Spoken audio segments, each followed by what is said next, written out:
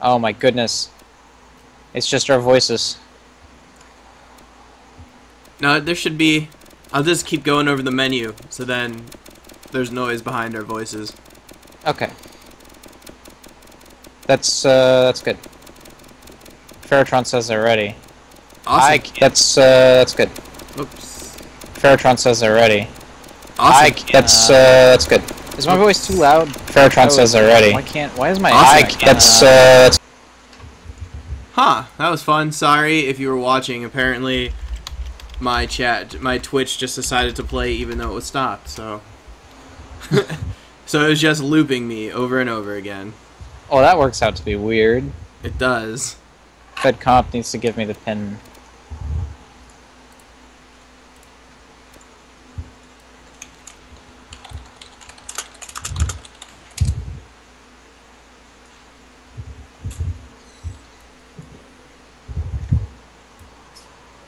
And now we wait. Setting up the first match. I can even see it. Oh,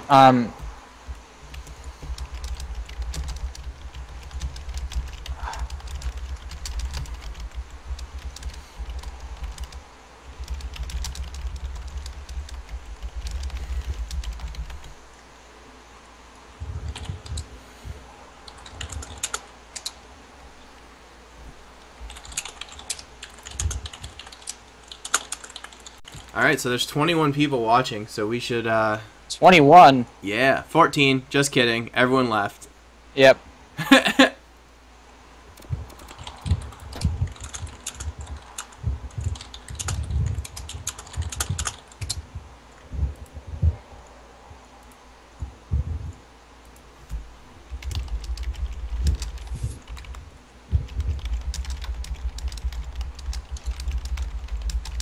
Oh wow.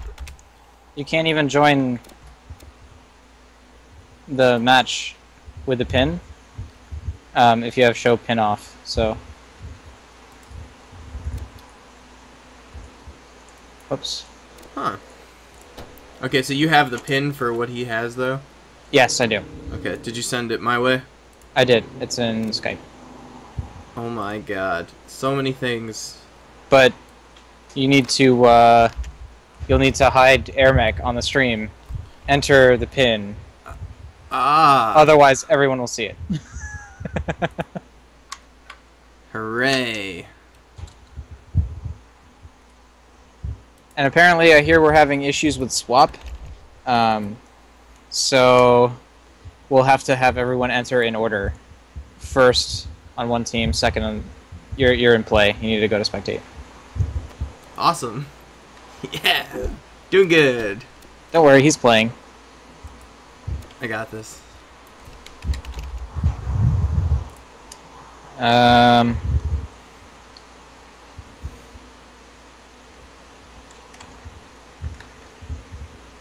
Okay, so it was FedComp.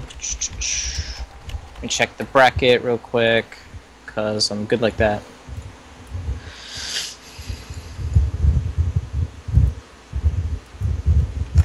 Nobody needs to enter.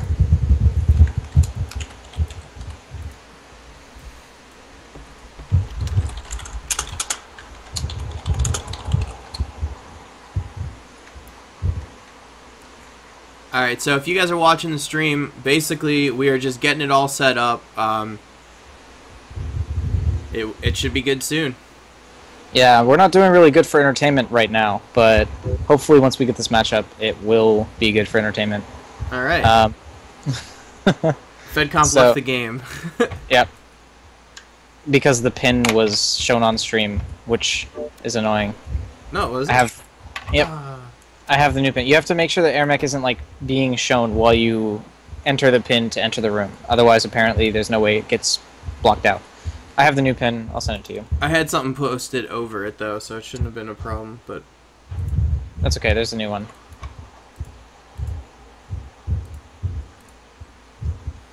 And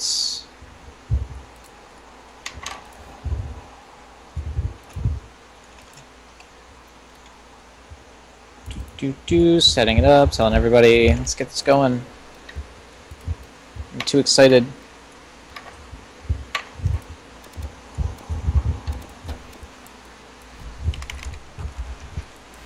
I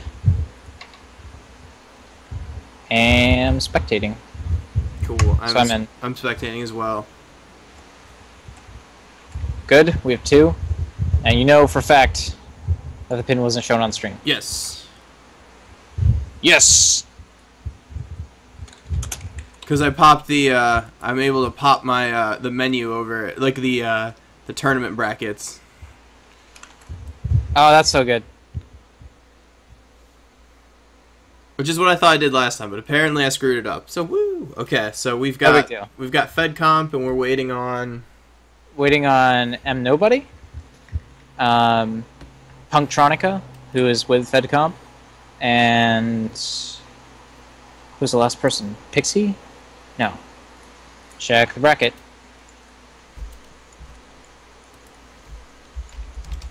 I am terrible at this. Yes, Pixie. M Nobody, Pixie is Tango Down, and Iron Curtain is FedComp Punktronica.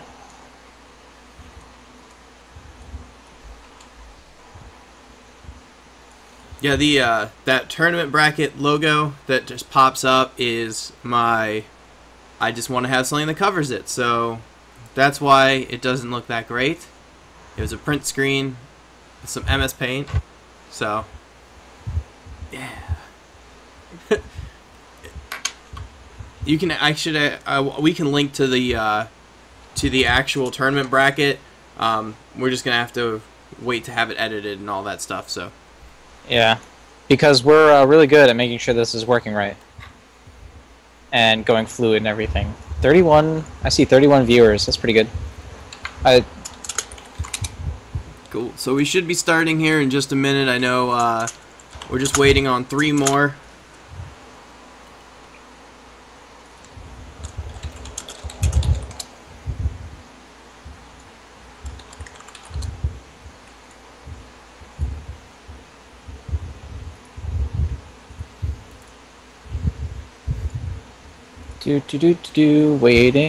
Waiting music.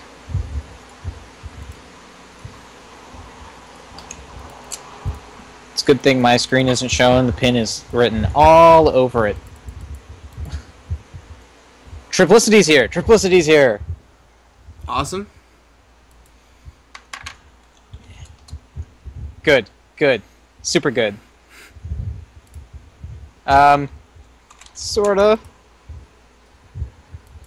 I need to stop talking about Steam chat, which nobody can see.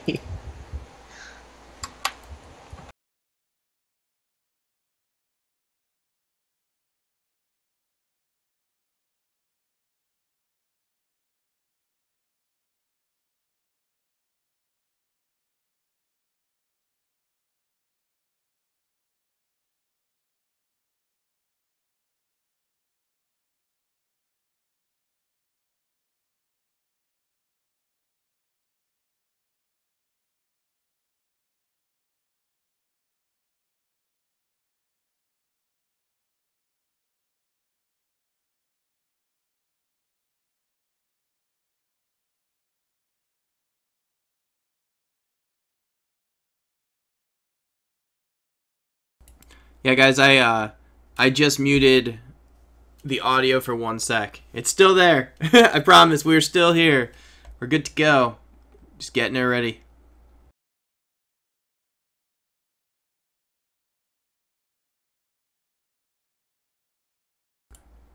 Are we muted? No, you're good. So yes?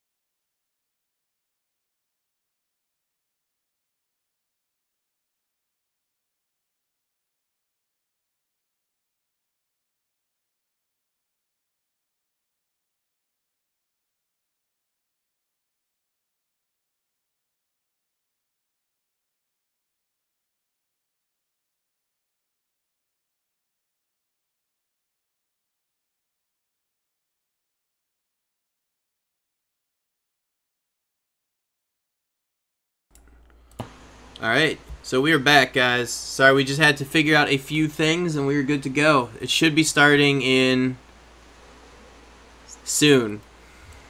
Soon minutes. I like that. I like that measurement. Oh, yeah, that's the problem. Pixie's on the wrong team.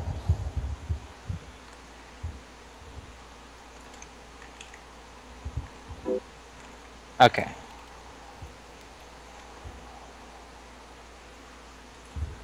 Soon, TM. Alright, Pixie can join up, and this game will be live. And then, after this, we hope for the other teams to actually show up. That's all we can do.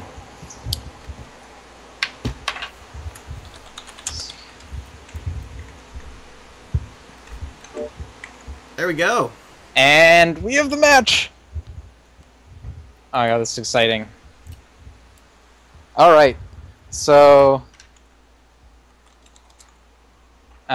just real quick, let's see if I can get this out before they start the game. We have Punctronica and FedComp. That is Team Iron Curtain versus Mr. Nobody, M-Nub, and Pixie.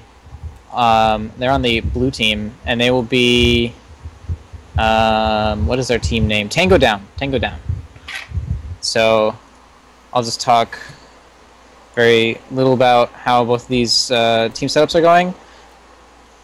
Pretty typical standard builds on both sides. Mr. Nobody has one moneymaker. Both teams have a moneymaker. I don't know why Green Team has two, but I don't know. We'll see how that works out. Moneymakers give you extra money, as many of you know. It sounds weird. It sounds weird because I was just like talking, and then I like dropped down into this other mode. Anyways, I'll talk about their AirMechs, which is the biggest part. We have two Neos on Green Team. These are, I want to say, particularly weak AirMechs. They have a cloak, and they move around pretty fast. I think they got their what is it? Moving and shooting thing fixed. I think they can move at full speed and shoot at the same time. And so far, I think they're changing loadouts right now, but so far, that's what it looks like for Green Team. And on Blue Team, we have a Saucer and a Neo, and that's a pretty good team setup. Saucer starts out, he's what you could consider a carry in other games. He starts out with lower health and a little bit lesser damage, and then by the end of the game, he ramps up to be more powerful. So we'll wait, see how these loadouts are going. I think they're going to start as soon as our loadouts are ready. So who do you think's going to win this match? We'll go there. Oh, okay. So we're okay. I would be first to put money on Punctronica and FedComp. I don't want to be the one that's like, yeah, they're going to win, but I'd say Punctronica FedComp is definitely have a really strong, in terms of experience, and so far, in terms of loadout. I think. However, on the blue team, they have two Goliaths, so if they're able to drag the game out to past level 7, then they could, as long as they have the money, they can throw down a bunch of damage really quick. I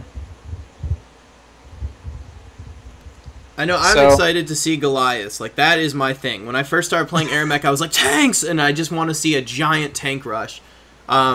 Now, I have been beaten really bad by all 4 of these people. I think FedComp actually beat me when we were on the same team at one point. So this should be... It should be interesting. Oh, yeah. Can I correct something I said? I said that blue team has Goliaths. Oh. I meant that both people on blue team have Goliaths. And apparently so does green team. So now that we've got that ironed out, so you guys aren't confused. Alright, so we got FedComp. He's dropping the money makers down. Oh. Let's go check what's going on over here.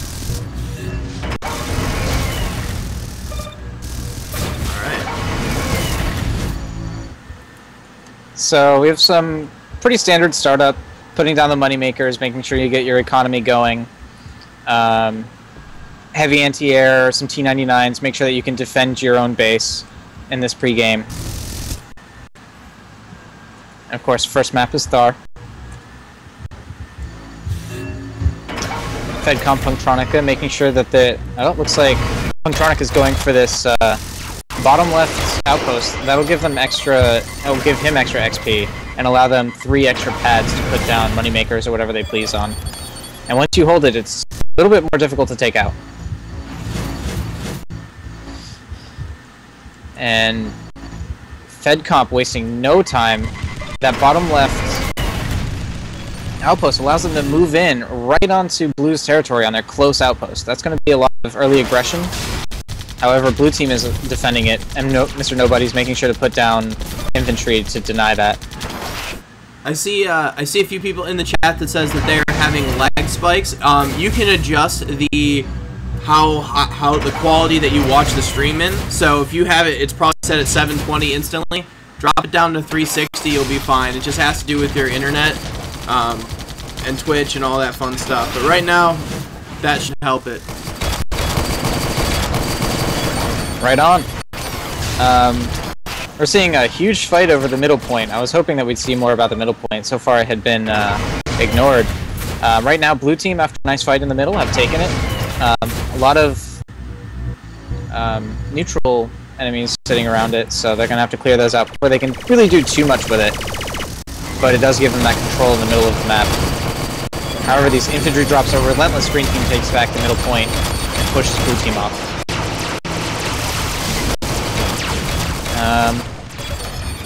Looking around. So right now, Green has map control. We'll see what they do.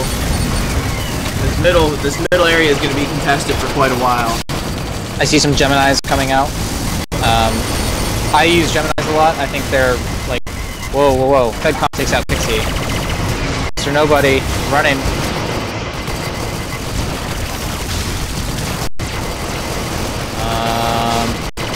Green team seems to have taken control of the center point pretty well.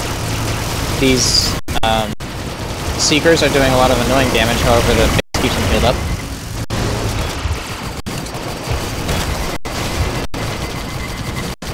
So let's see how this goes. Right now, Green team has an experience lead.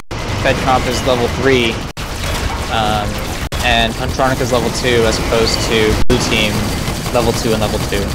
So that could end up not working for them later. Oh, they lost it.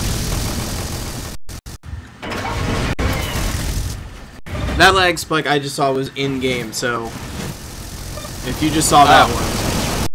Hey, Craig. Yeah. Can you move the overlay? Right now it's on like the left and right side of the screen.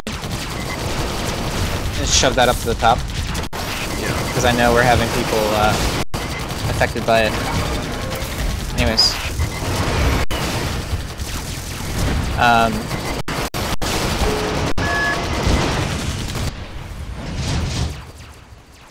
Okay, so besides the dead air, Blue team has actually done a little bit of fortress damage. They put in a Goliath, or no, a Gemini, I have to get this right, a Gemini at the top, and has started to do damage to the fortress. There is no backdoor protection in this game, so not really anyways, you can build something that gives you backdoor protection, but so if you can come in and drop something right on the enemy fortress, it'll do damage immediately. Sort of missed that they were doing that.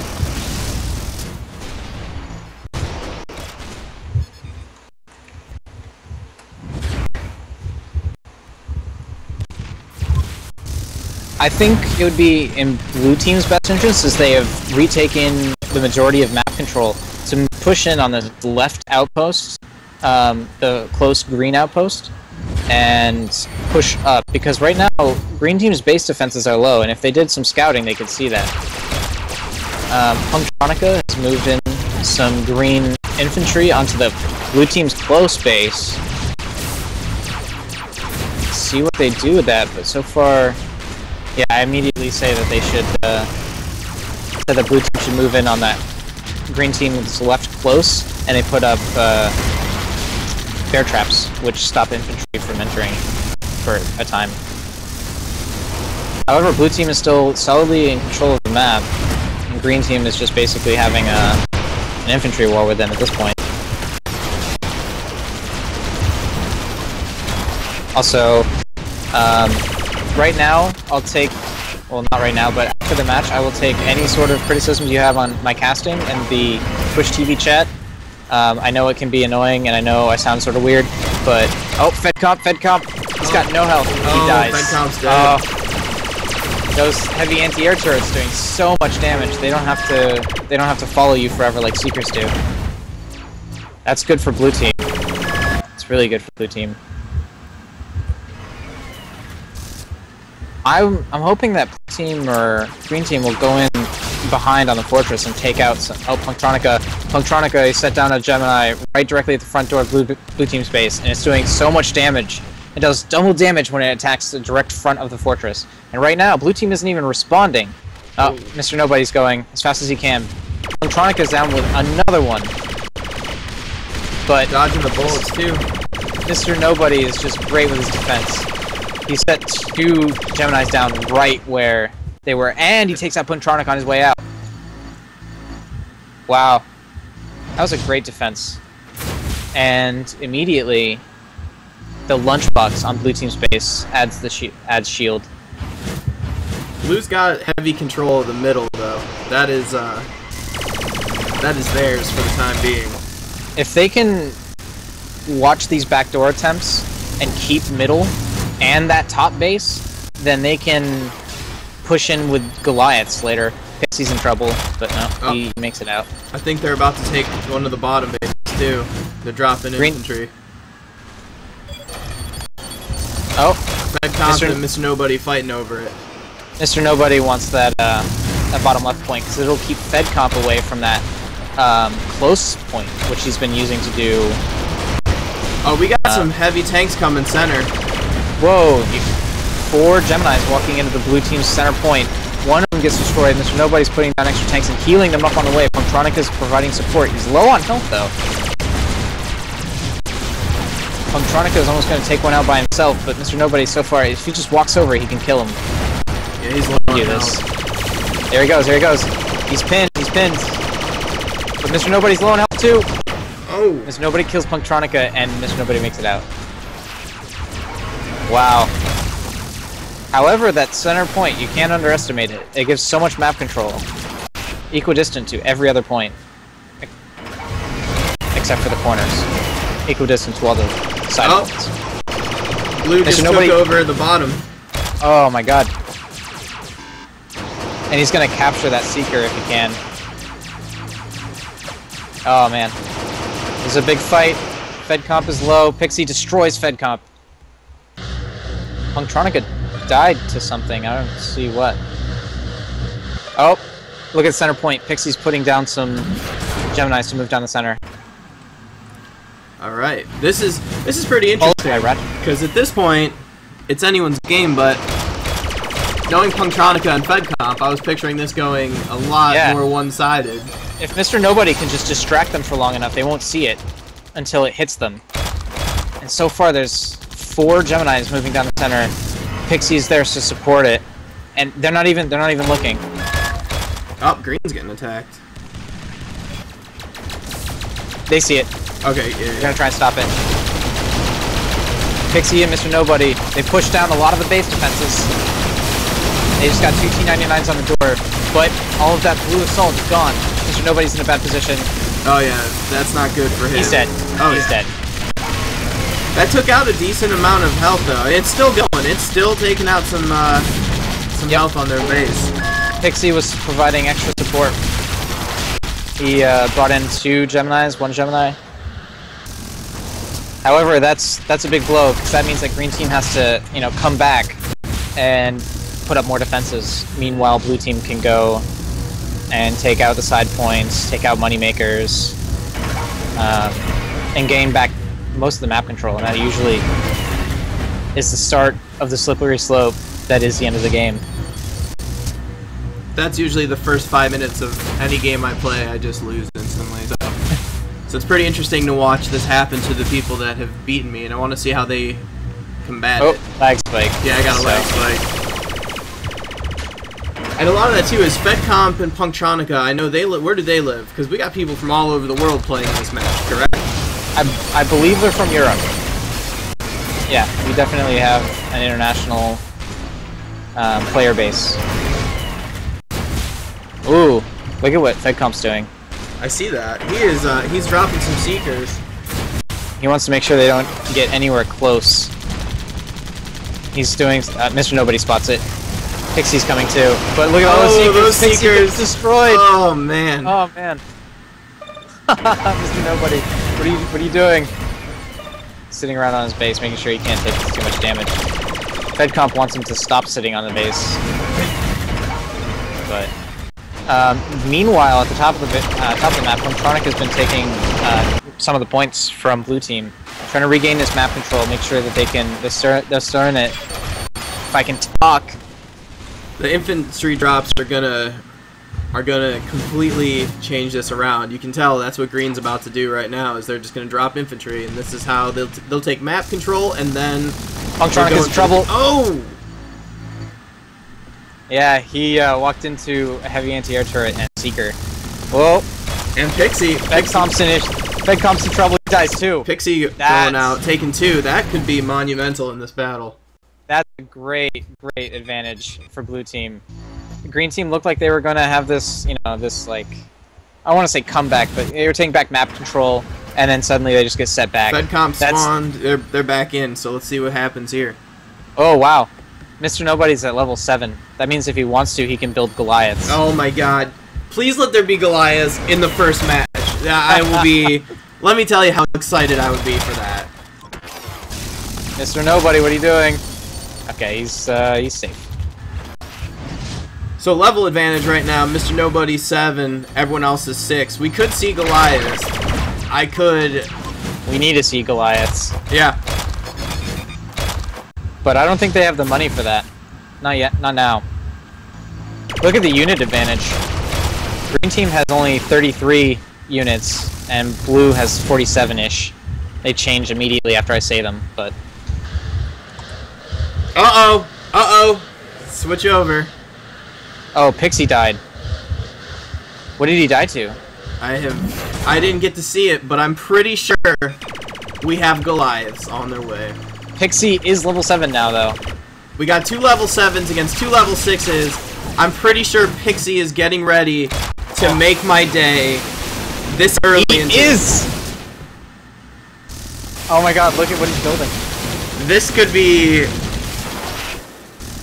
the best thing ever. Pixie dies! Wow. Punctronic can chase him down. But look at that center base, man. They got a lot of control over center, and they're solid on their right side. And if those Goliaths come out... Yep. There are 9 Geminis ready to support those Goliaths, too. Green Team should have been chipping away at that, but it looks like they're more concerned about getting that close base. So, if you look, it looks like Pixie has them set up. They're ready to go, but he is waiting. I think he's going to drop a giant Goliath attack, which honestly would be the best day of my life. Look at this. Oh my god. They're starting. Meanwhile, they can't get through because there's so much awesome in the way. There you go. Mr. Nobody's job is now to distract them, make sure that they're not looking for it, and I think that's what he'll do. Because this, I mean, the more we see going out, this is a solid attack on the base. 3, 4, 5, 6. And we got some more Seekers that are getting built right now as we speak, so they can't even get close to it. They'll take damage. Oh my god, this defense is so not ready. Punctronic totally scouted it out. He sees it. He sees it. They're going to defend now. Alright, they get no choice. Let's watch this fantastic parade of death as it approaches Green Base. So, look at Punctronic. Oh! Look at all that damage. He can't even get close. He put out bombs. He's putting out bombs. I mean, okay, so we'll see how this works out. Heavy mine. So much damage being done to the fortress right now. We've got two Goliaths haven't even all got there. Haven't even gotten there. They're still on the bridge. Look at them push in. That's so much damage. Oh my god. Oh. Wow. Goliath, man, in the first match. Goliaths in the first match. Dude, you know what? I'm done. I am done. I officially am done with today. You don't need to cast anymore. We're done. We saw Goliath. Good game. Oh my god. So now that this match has happened, loser picks next map, and winner picks side. So if they want to be first or second in. I was gonna say red or blue team, even though you can choose colors now. Which totally messes up our little thing on the top. But don't worry. Yeah, we can change the overlay team names to be on the correct side. So we're gonna wait for. It should take less than 5 minutes, but for this to get set back up. Start our second match in this best of 3. I don't know if we mentioned that. This is a best of 3. Do you have a score for the winning team? No. I should totally do that again for the next time. Oh no, did I add it for the winning team? Yes, I did. You need to set their names. Haha. Okay, so what's red team's team name? Well, it'll depend on who chooses which side. Haha. But right now, the people who won is Mr. Nobody and Pixie, and that's Tango Down, and the other team is Iron Curtain. And I hope that you can fit that. I'll make a cool.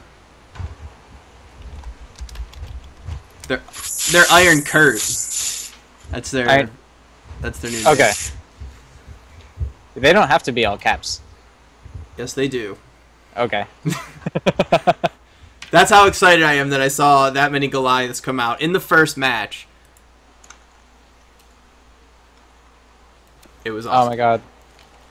See, that's what we're talking about how being level 7 is really important, because that's when you can get those Goliaths out, and they just do so much damage to the fortress when they hit, especially on the front gate, the door. It does double damage.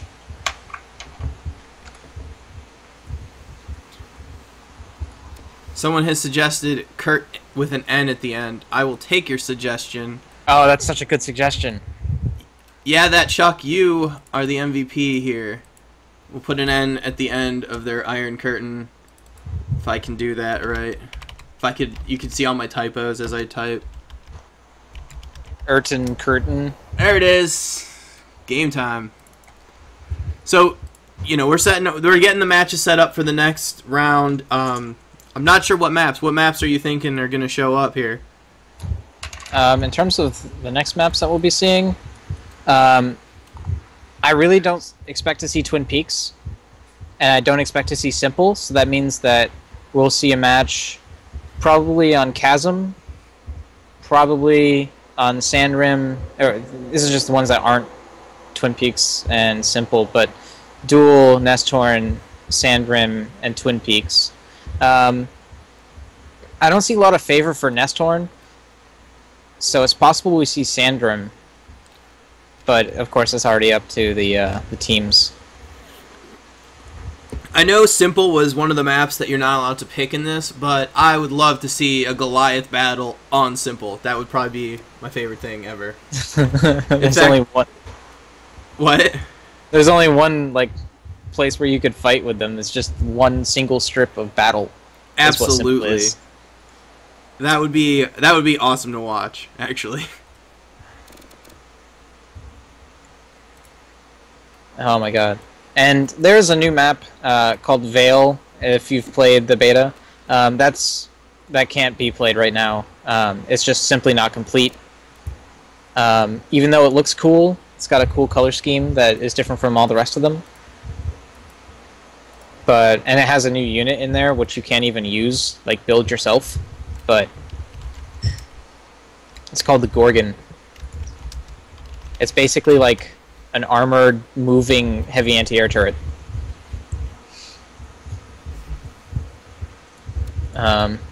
So, again, we're still getting this set up. And if you guys are wondering what we're talking about, there's when we say, they're getting ready, there's actually a AirMech group on Steam. So if you're in Steam, or you have a Steam account, you should definitely sign up for the AirMech fan group, because that's where a lot of people meet up. That's where this tournament was started, all from there, and it's a lot of fun, especially if you're new to the game. People will tell you, you know, better ways to do things, all sorts of fun stuff. It's just a fun community to be in.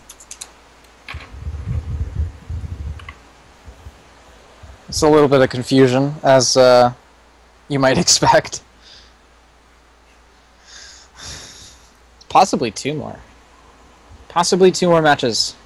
This first one ended in 15 minutes, about a little bit less, not including setup time. Of course, we're just waiting. I'm sorry. I need to stop saying we're waiting. We can talk about all sorts of things, especially with AirMech being a game. It's free to play. You can purchase in-game items. You can purchase new colors. You can purchase lots of stuff, but the core game is free to play. I've been playing in it for a very long time. I've been losing at it for a very long time, which is okay, because I honestly have a lot of fun. There's all sorts of modes. I might as well show you some stuff while we're going on. So, you know, you can customize your army.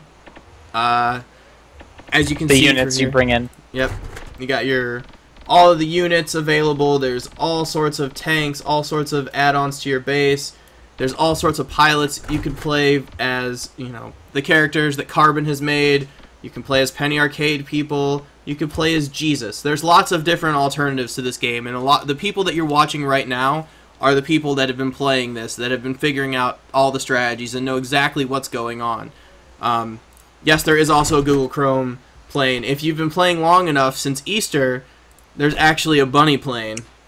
Oh my god, it looks it looks so hilarious. This is what I use when I lose. I use this bunny plane, and it is awesome. So there's lots of fun add-ons. You know, they have the addition here of the flare, so you can add all sorts of things. You can add bald eagles. You can change the color of your... Actually, I should probably buy that. Let's just watch as I buy stuff on the stream. So, yeah. You know, there's all sorts of customization. It's a lot of fun, and if you're not into the competitive, if you're not... Yeah, you can't get Jesus, by the way. I see... Yeah, that Chuck is talking here. But if you're not into the competitive head-to-head, there's lots of game modes where you can play with friends against bots. You can do a mode that is... Here, I'll show you. Let's just do it. Let's just show you. So there's all sorts of things. There's Survival, which is one that plays a lot like Horde if you're a console player and you've played Gears. But basically, you just get attacked by a bunch of stuff and you kill it. So lots of fun stuff to do. You can play it for lots of hours, many different ways. I just created a game by accident, but it's habit at this point. I actually got a request while you were talking. What is that? Why do you have to keep talking? Well, we speak on in-game builds. Now, I am not the best at theory crafting, nor am I the best at keeping up with what current builds are in the game. However, I will speak about builds themselves. It's sort of weird, but as you know, as some of you may know, with the game,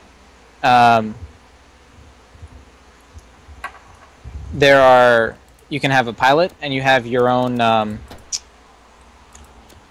AirMech, and then you can also have an item, and these things give you little bonuses. The pilot gives you different bonuses for your AirMech, such as like how fast it goes, if it goes a little bit faster, if it gets a bit more health, and there are a huge selection of pilots to choose from. The items give you even smaller bonuses. So, like, for instance, the Clover gives you 5% extra missile shoot-down chance. Or Chocolate Bunny, which was available during Easter, gives you plus 2% armor. Small things that tend to help out in the long run. And then, of course, you have your units. Typically, you're going to see, in these competitive matches, you're going to see a lunchbox, which gives your base shield. You're going to see a moneymaker, which gives you extra money during the game. You want to put those on as many pads as you want to give out and, you know, expend, because you can also use them for defense. The money makers are crucial because if you put them down early, you keep making more money as it goes on, and that is what allows you to build Goliaths and make my day completely set within the first 15 minutes. Yeah, they're really expensive. It's 15,000 in-game currency monies. That's quite a lot. One thing I really do like about AirMech is during the holidays and during different things, they give you reasons to come on. So the bunny plane is one of my favorites because it was from a long time ago. It was during Easter, obviously. And, you know, you go on during the different holidays and they add different things. They add different colors. I mean, like, as you were watching the stream, I just bought the red, white, and blue bombs, the Liberty bombs, all sorts of things. It's just really cool to see a game company just pop out new items instantly, you know. The Google Chrome saucer, there's all sorts of fun stuff. I hope I didn't miss anything awesome, actually. But Craig, yes. Are you in spectating? I am not yet. I will do that. It's the same pin. That's how we roll.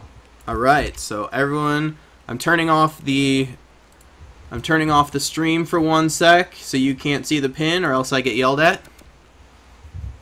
Which I've done apparently twice now, so haha. We're joining Pixie, I'm assuming. Yeah.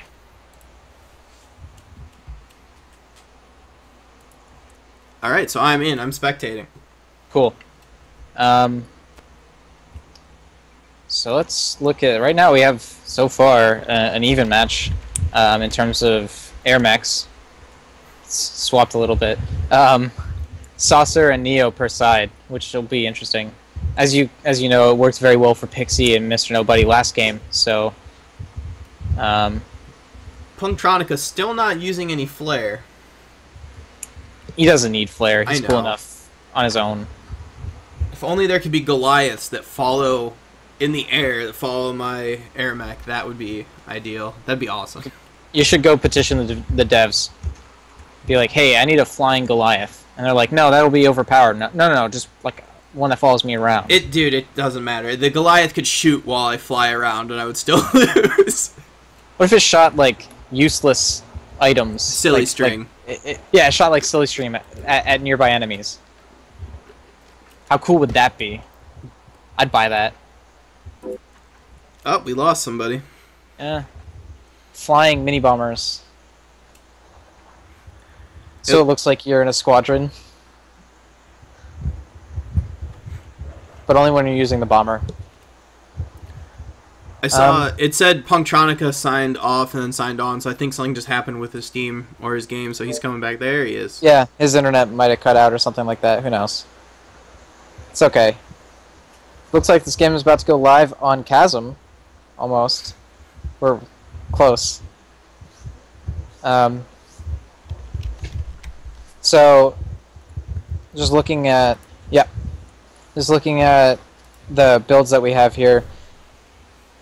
You'll note that you'll see Seekers, you'll see heavy anti-air turrets, Moneymakers, sometimes lunchboxes, but definitely artillery. And I think those are the like main ones. I think those are the big ones, and maybe one person will run with bombs and heavy mines, so that you can also defend against heavy pushes, like we saw at the end of the last match. So, and of course, one infantry. Right now, the basic infantry is really all you need because you can drop them so close. And we started. But the match is live. So we've got Pixie and Mr. Nobody are red this time around. We got FedComp, Punktronica, who are blue. The maps, we've officially switched sides, so let's see how this goes. Have you reset the, what is it, overlay to be on the correct sides? Nope. You should do that. Actually, let's see here. Alright, I'll talk while you do that. So, on the blue team, there have been some changes to this map. It's been a while since I've been on this. But, so blue team we have Moneymakers, couple T-99s. On this map, there are 2 jackals that start running towards your base, your fortress at the beginning of the match, and taking them out is a really important thing. Otherwise, you just get a little bit of free fortress damage. But FedComp, barely lives. So this is going to be very interesting because this match is crucial to FedComp and Punktronica, who, you know, at least from playing, you know, the game before it hit Steam and all of that, I saw these 2 names and I went, oh god, let's see how these guys do. I pretty much picture them winning. Now, I'm not 100% up to date with exactly all of the players and how good they are at defeating me when I turn it on, but I know that Punktronica and FedComp have caused many nights of depression for me during me playing this game, so. I know that feeling. I have been similarly stomped by the 2 players. But the last match showed that you can win. There's huge fights going around on this bottom point on the red side. They really want to make sure that they don't lose that map control. And they're trying. I mean, FedComp is dropping infantry like normal. I know at one point it was called FedComping if you dropped infantry that much. So let's see how this goes. Oh, look at them working. They're working together. Look at that infantry drop. Bam. They took back that bottom point. They had like infantry to spare. In fact, he popped out and got in the bear trap. And we got some seekers here too. So some seekers. Oh, they can't come. He's nobody's in trouble. He dies. Pixie's in trouble too. Those seekers came out early and they didn't really expect them, but Pixie can run away. He's fast enough. They got control back, so. Mr. Nobody didn't have blink, so he couldn't get away faster. All right, so let's see what's going on in red. We got Pixie over here with the Google I/O flare going on. Oh yeah. Whoa, that's cool. What is? I don't know if I can even talk about that. I don't know exactly what it does quite yet, but it did something that I didn't expect it to at all. Anyways, so not talking about things that only I can see. Mr. Nobody, they're just making sure that they can keep their points under control, but so far, blue team has been doing really well at keeping that bottom point. Red team hasn't really been... Pixie and Mr. Nobody haven't been really doing anything to, I don't know, rebut that. And if you're new to AirMech, I saw some of the people that normally watch my streams and all sorts of things. Basically, what they're doing right now is when they pick up their item on the ground, whether it's a tank, whether it's a defensive item, they bring it over the base. It's theirs, and they are able to heal it. So that's why you see them picking it up off the ground, dropping it over their base, and then doing that again. That's actually a really good strategy to use when you're being assaulted, because you can cycle out which one takes the brunt of the damage. And so we might see that in these coming matches, or in this match even, the unit micro. And what Pixie's doing right now is Pixie's dropping defense on the opposite side. Now the way this map works is there's actually a split in the center, which is right here. This is a divide that I'm awful at showing on camera, but a divide right here that makes the map interesting, because you can't just let infantry walk over. They have to go through these tanks. They have to go straight to the center. So taking center in this map is one of the most crucial things you can do. Oh! I heard... Oh! What's going on? FedComp dropped a couple Geminis at the back door to do a little bit of damage, but he got taken out from a heavy anti-air turret on his way out.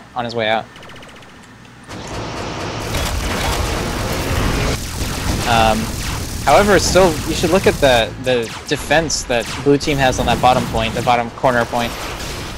It's absolutely huge. Oh, blue just took center. FedComp is dropping them like crazy. Yeah, red just really wants to keep that center point, because that allows them to, as you can see, amass their units and push them out. But Pixie, low on health, trying to fight. Pixie's grabbing some seekers. Now that's going to be a good move, because if you can stop the mechs from getting over there, well, they're pretty much SOL at that point. They take back their own point, and but blue team looks like they're ready to make another push, take it back. They don't want them to have that center point, because as much as they like their bottom corner point, they can't really push if you can push from the middle. It doesn't work as well.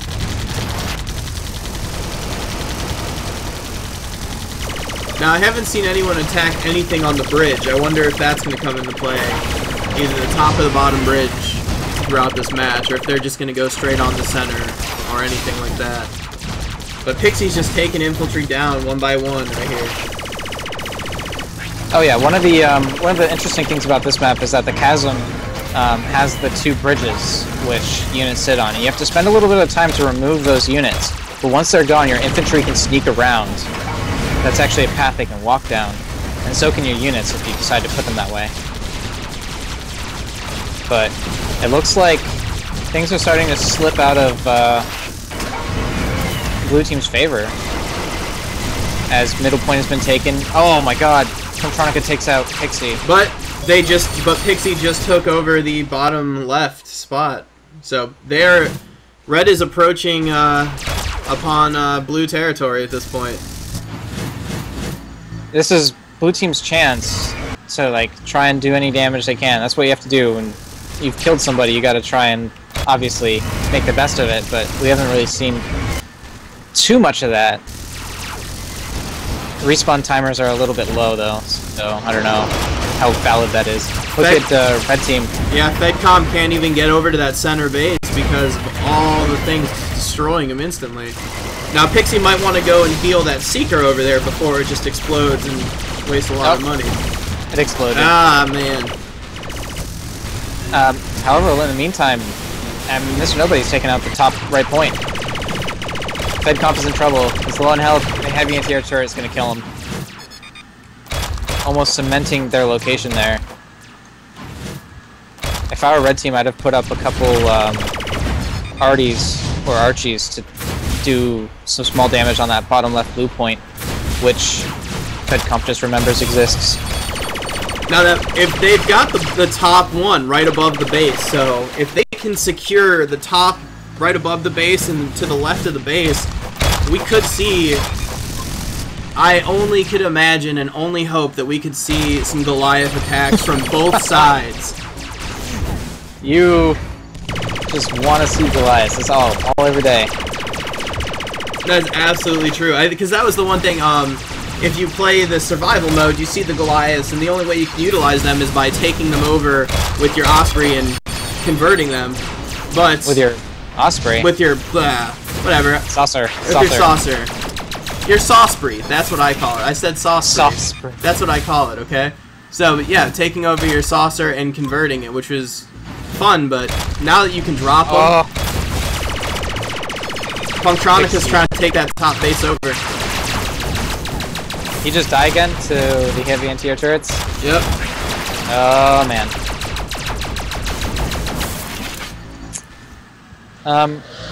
Something that hasn't really been brought up. You mentioned earlier that this has ever so slight similarities to another game called StarCraft, just because of how the units work and how you control them. But one of the most striking similarities is that scouting is insanely important. If you can identify the weakness in the other team's fortress or outposts, or even just like when they're low on health, you can press that advantage so hard. Go to FedComp and Punctronica. We've got we got some attacks going down towards them. It's just not going to do anything. It looks like FedComp and Punctronica won that little victory over there. But look at what all the units are doing. Doing so much damage to the outpost defenses. And while that's happening, up at the top base, we got Mr. Nobody taking the top, putting some money makers. I could only hope that those money makers are a quick foreshadow to seeing Goliaths. They're still 2 or 3 levels away. But Pixie scouted. You save that money up. It's like an investment, though. Yeah. It's kind of like how you save for college when you're like 10 years old, which I didn't do. But if you did, you know you can't go to college yet. But when you get there, you're going to have a lot of fun times. You might not get the grades, but at least you saved up and you can buy cheap beer. What's going to happen here is going to be interesting, though, because if I see a Goliath win, I'm gonna dance. A Goliath. It's still another level away. Pixie's the closest, because he's been doing so many fights with blue team, but so far this is looking to be red team favor. Oh. So much damage being done to all. Punctronica lives with a sliver of health. Absolutely nothing. And while I speak, FedComp gets destroyed by Mr. Nobody. So we got Pixie's being pinned down. Yep. Oh, and Punctronica just leaves Pixie alone. The heavy anti-air turrets would have killed him. Absolutely. So Punctronica's dropping some offense going here. We're gonna see. Oh, Punctronica almost died. Oh. Oh, snap. Pixie scouts it out. They had... Oh, blue team is putting down some offense on red team's fortress. Put down 2 Geminis, but the base defenses are doing so much damage. Yeah. FedComp is destroyed by a heavy anti-air turret. Mr. Nobody's trying to defend, but look, they did like 30% of the fortress health. That's actually not that bad, and it's forced red team to chill out. Meanwhile, Punctronica and FedComp are doing some damage to that top right point. Pixie wants to stop it though. He sees it. Oh, put down a Seeker and force him to run away. So FedComp is sitting here. He's destroying the moneymakers. He's trying early on to take out all the defenses on that base. He's trying to also make sure that no Goliaths come out, because if you can hit those Goliaths, that is definitely an advantage there. Yeah, with the outpost being so close, as long as if you can distract them, or at least keep them alive until they make it to the fortress, that'll be a painful time. Punctronica goes down up at the top base. We have all 3 living contestants up there at the top. Even though, I mean, right now, Blue's got the health advantage, but they're getting cornered. Well, actually, they've got a solid defense going here. The center is pretty much taken by Red, though. Yeah, FedComp and Punctronica did push off Red Team's little base, the outpost that they had up there. But they're not going to let that go. They're bringing infantry. They just want to hold, not let them fortify that position. So meanwhile... go ahead. It is all you. Okay, meanwhile on the bottom, looks like Mr. Nobody wanted to put down some pressure on that bottom middle point that blue team owns. So, if you're watching the stream, what I'm doing is I'm swapping back between all the players. You can see it's an infantry battle right now. They're all trying to take the land over, so that way they can have money advantages, have all sorts of advantages, and this infantry... Ooh! Mr. Nobody's dead. He gets destroyed by Punctronica in a nice feud. And in the meantime, FedComp's taking the occasion.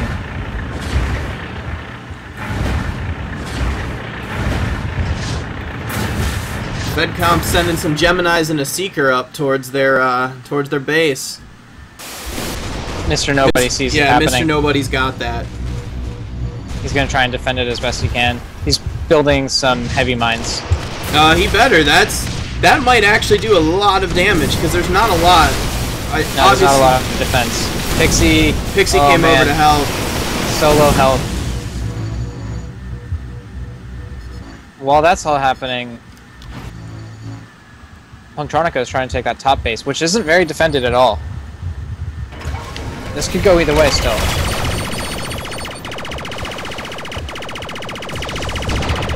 Oh, Mr. Nobody takes out Punctronica right over his own base. That just goes to show how fast the saucer is at doing damage. The saucepree, as some call it. Saucepree. It has the blink ability, which gives you a short burst of speed, and allows you to catch up with your prey. Let's look at what Pixie is planning right now. Oh man! So we've got everyone else is just planning. I believe. What was that? Hats? I didn't see what's his name was doing. Punctronica, but Pixie over here has got 5 Goliaths on deck. This could be... Look at FedComp. There we go. Oh my god. We are about to see some Goliath on Goliath action. I am excited. Oh my god, the Goliaths are already going out. Oh man. That means that the blue team's Goliaths are going to have to be defensive. Defensive Goliaths, which is just a $10,000 waste or whatever they are. They're very 15. I'm just making up numbers, but this could be interesting. I mean, you can see that you could just watch the infantry just die instantly to the Goliaths. Punctronica's putting out heavy mines to stop it, though. This could kill that column. Not alone, but it could over time. I took one. Let's see. Oh, so much damage. That would be a huge waste if they all go. Oh. And the two Goliaths are being used defensively. If they survive, they can be used offensively later. It's true. But and they need to support this so hard. And at this point, too, I mean, we've got... oh my god, so much damage being done.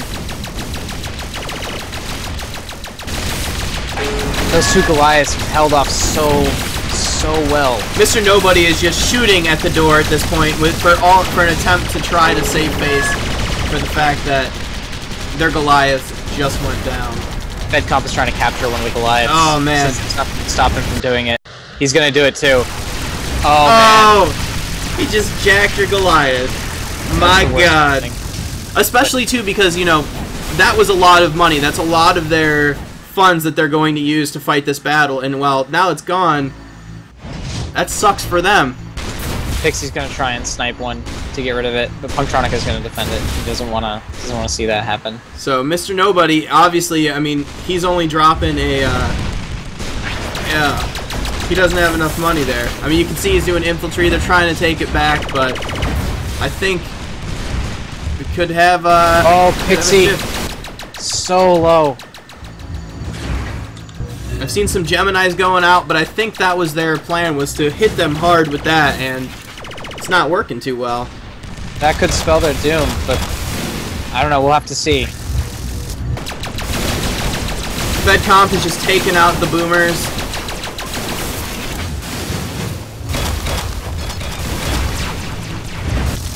Oh my god.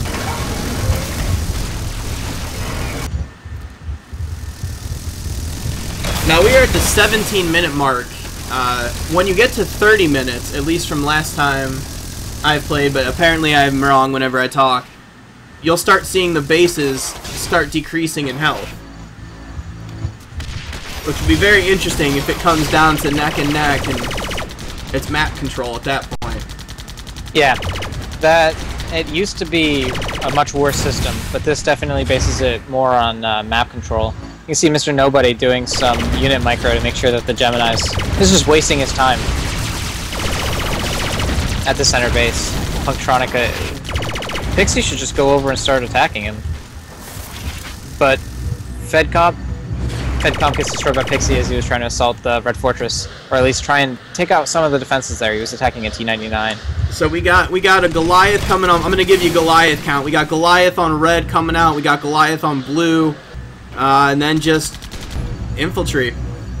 There are 2 on red team right now, total, and 4 on the blue team. Now, there's 1 coming. Now 5. the one thing too that's interesting about this is no one has cleared out the 2 bridges. Actually, yeah, that top bridge. Red has almost cleared the top bridge. Boom! They just cleared the top bridge. That was almost like I planned that. But the way this is working out could be interesting, because we could easily see them send those tanks, and they could get blown up by trying to capture the middle or the bottom bridge. So the Goliath placement at this point is going to be crucial. You should see what Mr. Nobody did. He took out the entire bottom left point from blue team. That gives them solid map control. Oh yeah. But nope, blue team, they don't want to see that happen. They're moving infantry over. Oh man, that's such a useful strategy. Just put down 6 and force them off the point. And the other 2 can go wander or whatever. It only takes 4 to capture a point. So FedComp is trying to take over some of the man, I cannot tell you what that item is right now when I'm trying to talk about it. So there it is. What? The Bear trap. Yeah? Well, he was trying to take over the Gemini, but for some reason, I only want to say Goliath at this point. Everything... Stop talking about Goliath. No. Because when you see that Goliath come out, you're just like, okay, this is going to be awesome, you know? Because a lot of it, too, a lot of the beginning is infantry drops, which isn't as exciting to watch as Goliaths coming out. Whoa, Mr. Nobody gets destroyed by Punktronica. This is giving them an opening if they want to take it. A small opening, but one all the same.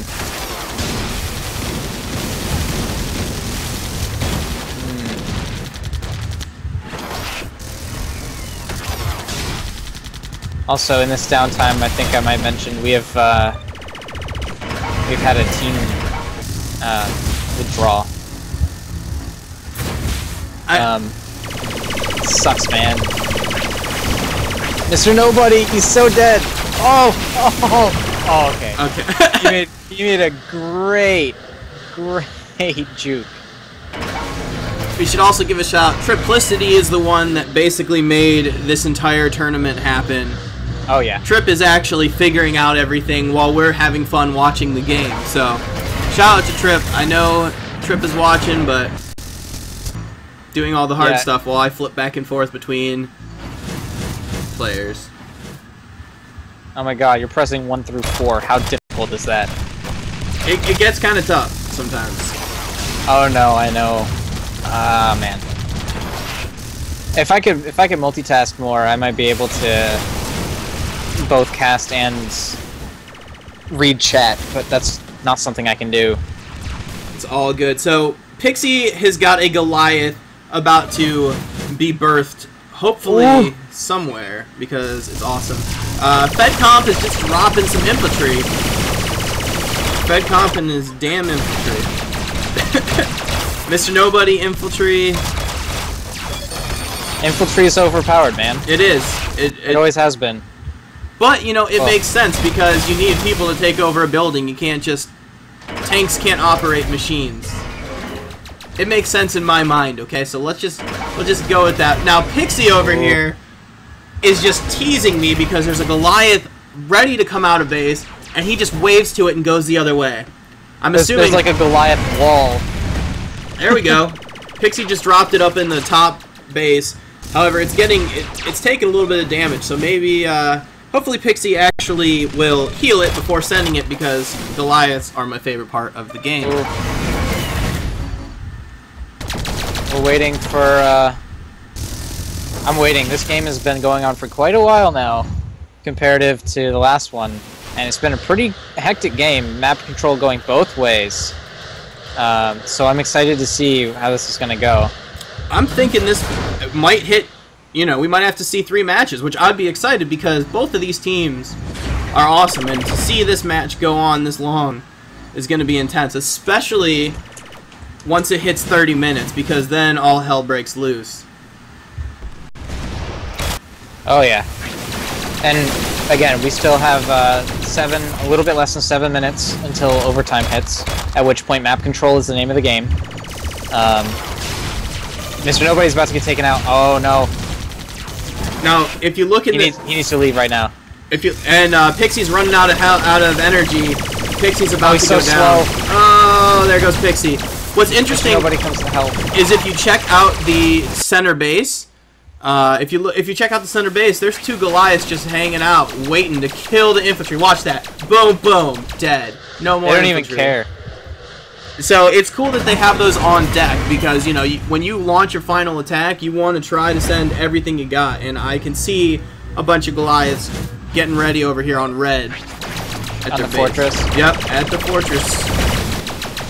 Pixie's low on health. He has to retreat. Mr. Nobody trying to take out some moneymakers, but now he's pinned. And now here's the point about the bridge that we were discussing earlier. Now, red took out the top bridge. You can see one little guy just going on with his merry way. He's going to die instantly, but the fact is that, you know, if he gets that shot off there, which he probably won't. Oh, look, there's a little bit of damage. So it's very interesting to see how that will play into it. Because they could easily send a few things going up to that top. No one would notice it. Unless I talked about it and then they're watching the stream. But let's pretend that is something that will never happen. Yeah, let's assume. So we got infantry, FedComp.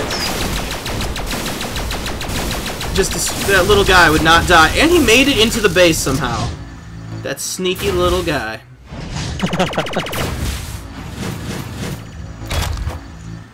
Man, this battle. Oh, Punctronica is being assaulted by red team. He's so low health. He dies. He dies. There's a chance. Oh, Carbon James told me to just hold the pickup button, which is awesome. You should give a shout out to Carbon James because he actually built this. Yeah, one of the developers. Woo! This is his dream child right here. So we got Mr. Nobody dropping some infantry. We got some bear traps. This late in the game, it's good to point out that respawn times are actually quite long. At the earlier levels, you basically die and then you like come back. Oh, speaking of which, Punctronica kills Pixie over the chasm after they had a fight on the top point, and Mr. Nobody runs. He has just a sliver of health. Makes it away. I think we're about to see that bridge come into play because it looks like Red is getting all their top parts set up, and I think they're going to launch an attack through that bridge, which would be awesome because no one really plays with the bridge. Oh, look at the center point. Oh, dude, everything is smoking. Look at that center point. They need to stop this. FedComp's trying to capture that Goliath. Battle over the top point.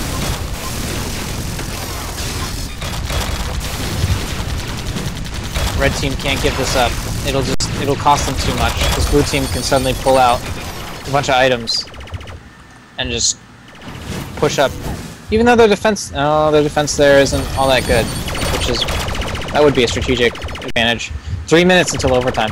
Yep, 3 minutes to overtime. Overtime is when it's going to be hectic because at this point, if it goes to overtime, I think we're going to see a blue victory just out of the fact I haven't seen any base attacks and they got more health going. FedComp's trying to take over the top. Oh! And FedComp gets destroyed. And like you were saying, once it gets to the higher levels, it definitely takes a little bit more out of you. When you die, it takes longer to respawn, and when you're 3 minutes till D-Day, it's definitely going to be a little bit more, I don't know what I'm trying to say, but it's going to suck if he doesn't spawn anytime soon, because once overtime hits, all hell goes loose. You can see that both teams know exactly what's happening. Red team is building up on that center point for one final push because they know that blue team has the map control.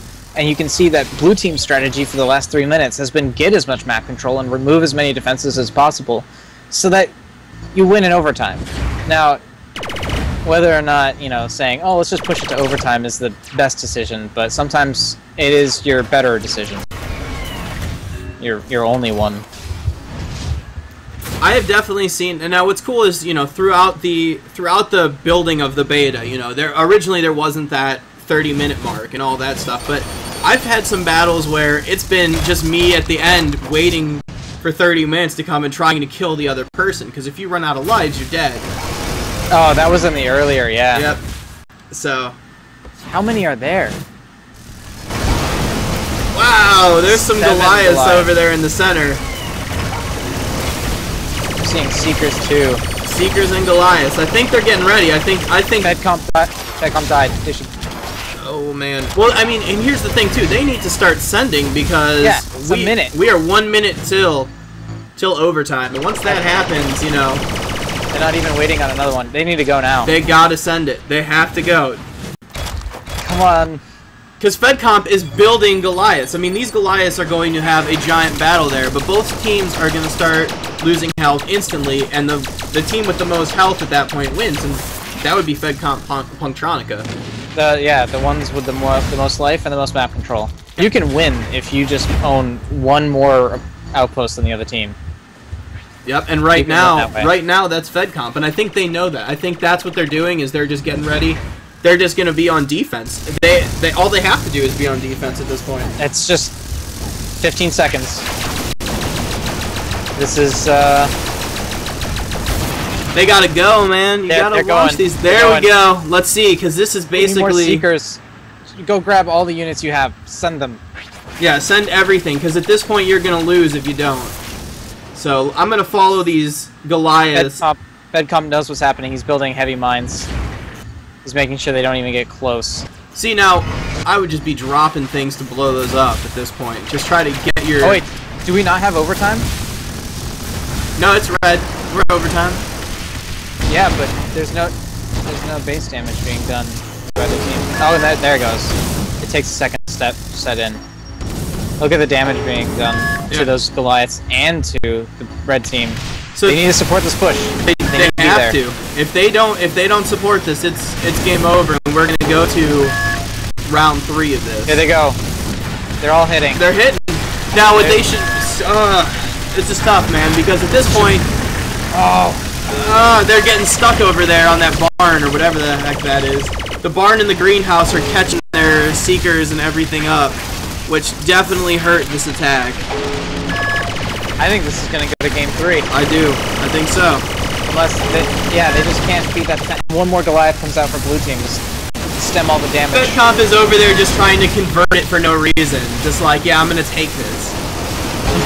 Fedcomp, if you get that, hats off to you. One is doing damage directly to the fortune. They just plugged the hole. And there's like no way. If you look, though, right now, Reddit has more health. I think what we could see is if Red right now is dropping infantry and taking over bases, which I'm assuming they're going to start doing. That's what they've been doing. Yep. I saw them doing that. Then they're going to be able to have map control. They're going to lose health at a much slower rate, and we could see this change in the last seconds of the game, which obviously something would change. It just switched. Look at the damage being done to blue team's base now. So it's infantries now. And that's one thing I like about AirMech is because, you know, you can get to matches where the last seconds of it are come down to infantry, you know. Isn't it infantry? Yeah, it is. It is definitely infantry, but I am bad at talking, so... Did you say infantry? Yeah, I've been saying... Infiltration plus infantry. Yes. That's the thing. You get what I'm saying. It's infantry, okay? They get a the overtime damage is being... Oh my god. This is going to come down to the wire, isn't it? It is, and that's what's interesting is because, you know, in most games you would think that you level up and you drop the big attack, and as we saw, that was just the second, you know, those Goliaths came out, and that was literally just to try to make the difference. Fedcomp has the right thing. He dropped down a Goliath, or a Gemini at the back door. He's trying to speed up the damage, but look, red team did the same thing. They just basically washed each other. Pixie's doing it again. He's got a Gemini at the back door with a T-99 hitting it. Oh my god. Oh my god. Ninja drops. Fedcomp about to explode, and Fedcomp is dead. So, right now, it looks like blue team could do this. No, it's red team's game. It's red team. They're just gonna lose faster. They own more outposts, and Fedcomp is just barely coming back in a second. Unless blue team can do something crazy. No. I don't see this. Oh my god. Alright, so let's watch blue. Let's see what they're doing at this point. I mean, their base is taken. Yeah, it's getting there, man. This is gonna be rough. It's an infantry drop. Infantry. I'm sorry, by the way, guys. When you're talking on stream, it's a little bit more difficult than when you're talking in normal life. So, forgive me. I am sorry. It's too late. Too little, too late on the outpost. Red team wins. Wow. Oh god. That's Yep. It's all about that map control. We just Fedcomp and Punktronica.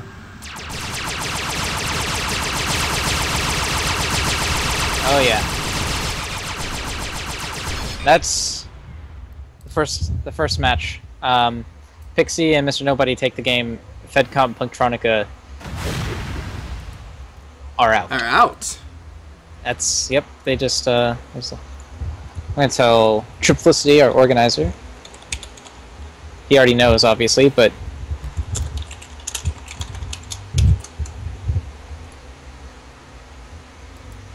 I was not. Oh my god! I was not expecting that. When I first, You're expecting the exact opposite. I was expecting it to go dominating there, like. Man, so that's definitely interesting. How many people do we have? We have 54 people. That's like over half of 100. Man, I'm so good at math.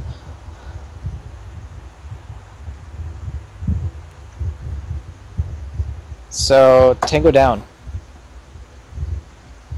Tango Down killed the Iron Curtain. That's what this is telling me. I should go. I'm gonna go adjust that. So they're gonna be working on the brackets right now. We can post a link to the live brackets in a second. They're updating it. There's gonna be live brackets. I was definitely not expecting that to go down at first. I guess I wasn't too familiar with Pixie and Mr. Nobody. But man. But they show their dominance. Alright, the live bracket has been updated. It now shows Tango Down in the top 4. And if you check out the bracket, you'll now see that No Sign... We had No Sign of No Sign before this, and they withdrew. I didn't know that, but they did withdraw. So right now, how the bracket looks is we have T100s are going to play against whoever wins No Name versus Tritheum. And Tango Down will play the winners of Star's End and 10 Byte. I'm going to ask which of those matches is next.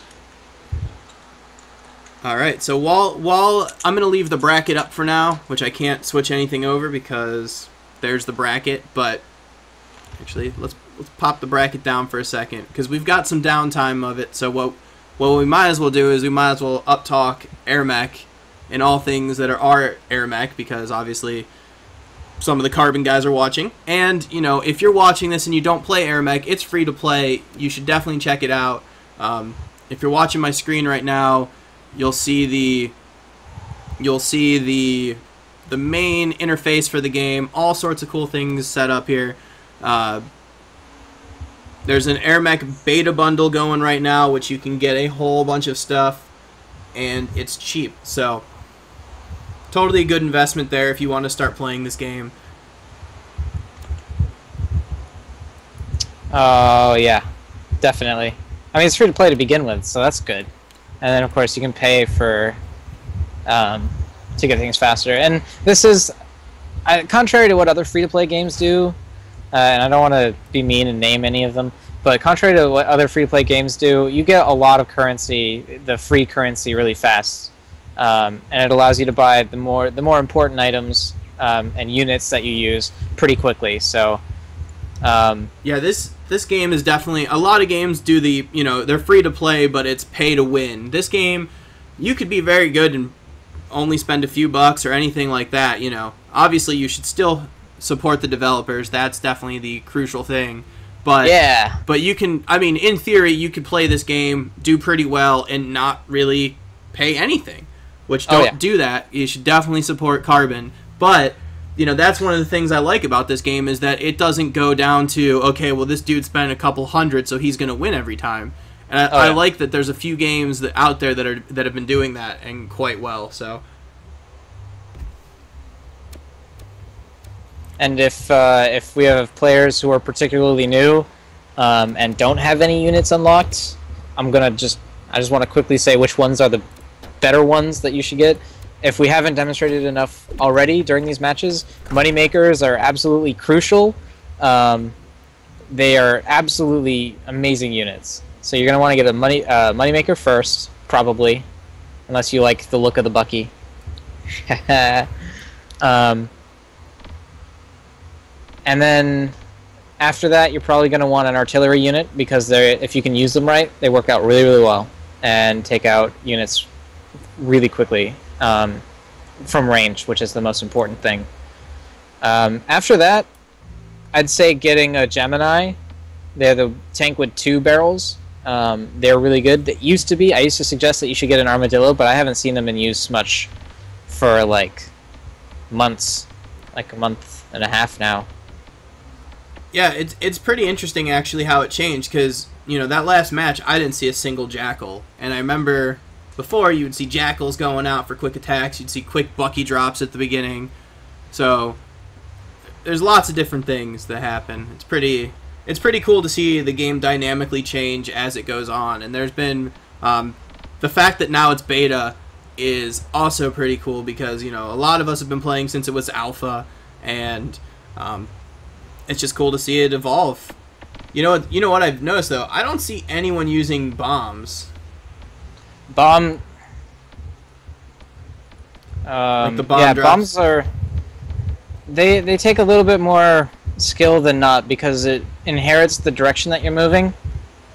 So if you're flying straight and you drop the bomb at full speed, it will move forward with you and then hit the ground and do damage. If you're flying still, they'll just sort of drop. But that way you can use them as like a skill shot, and they just do lots of damage in an area, and they're really, really effective at taking out tank columns. I've seen people do. I played games where I have bombs, and they, have this like super long Gemini tank column with maybe a few Goliaths in there, and if I just keep on throwing bombs down, it goes away, and they get mad because, of course, I spent a lot of money on that. But I would like to see more bombs. We saw them. I don't even think we saw one of them used in this last game, but I know in the game before that we did. More focusing on heavy mines. The last matches, the 2 matches before this, are going to be saved on Twitch TV. I could probably edit them, cut them out, and then make it so they're archived. They're archived forever, so that's good. But yeah, those matches were definitely awesome, even though I don't talk very well. However, they were definitely fun to watch. We're just getting ready for the next one, the next match. I'm talking to Triplicity about this coming match. We're having some technical issues. I hate to use the general term, but we're having technical issues on a few. So we're going to have to backpedal and be really annoying.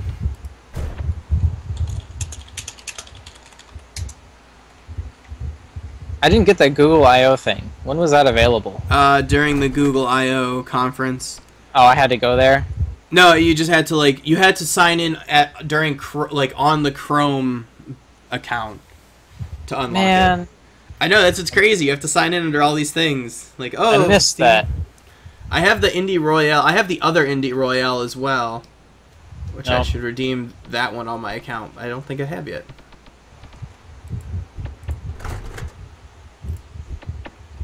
And I'm sure we will see a lot more of the cosmetic flair added to it, so. Which is funny, because I know when the game first came out, or well, when I first started playing, I would joke about how I want unlockable hats, and it's pretty cool that they're, in theory, are unlockable hats now, so.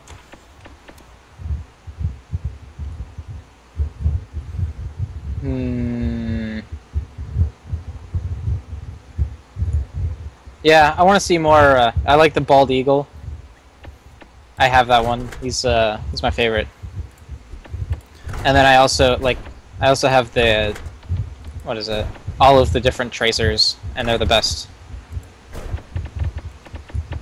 Well, since I'm stalling, I'll start up a match. I'll show the bunny plane. Actually, I'm not gonna join you. I'm just gonna do a quick solo, simple, and I'll show this off. I'll show simple, which I think this map is actually sorry, I'm trying to read the Steam chat, see what's going on. But this map, I actually really love this. This is what they showed this off at PAX Prime or PAX East last year. But as you can see, you got the little Indie Royale logo flying, and my eagle that is just flying, and I am a bunny. So. Or a bunny. It looks so funny. And I shoot pink lasers. That's by default. No cosmetic things. I put the cosmetic pink on there. If you don't add cosmetic pink, I think it shoots cyan anyways. So that's why the skin was so cool beforehand. But magenta or pink is cool.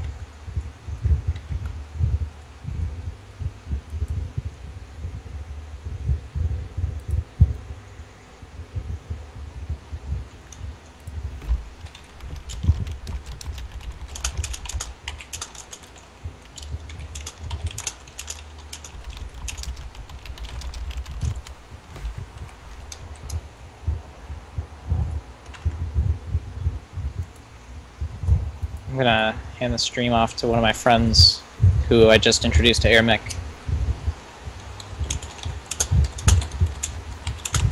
I'm trying to find out if the Indie Royales are two different icons, because I may have just forgotten to add the